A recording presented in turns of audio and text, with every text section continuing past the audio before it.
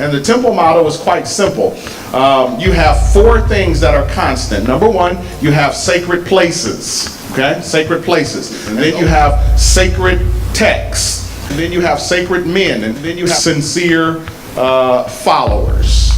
The temple model is about working your way to God from the outside. Hey! It's coming in, going deeper in the house. Hey! That was the goal of the temple model. But one of the things I learned, you cannot legislate morality. Listen to me carefully. You cannot legislate morality. Morality does not come from legality. Yes. Morality comes from a change in the heart and the constitution of a person. Yes. And once the church becomes more concerned about what the laws say than we are about how do we minister to the people, we're in trouble. You had all of these non-empowered people all of a sudden got all of this power, and they listen, Constantine appointed them to his cabinet, and he started writing executive orders.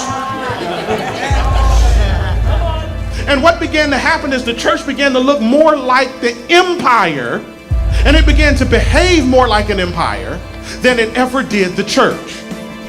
We focused more on what you believed about Christ than how you followed Christ. We were more concerned about your doctrine than we were your walk. In temple model, the rules are more important than the relationship. The Jesus model is based on one commandment with two parts to it. Jesus says, number one, that you should love the Lord with all of your heart, mind, soul, and strength. And then he says the second one is like it. And he says that you should love your neighbor as yourself. Not two commandments, but one commandment with like a front and a back to it. The Jesus model was this. The Bible said that when Jesus died, the veil of the temple was torn.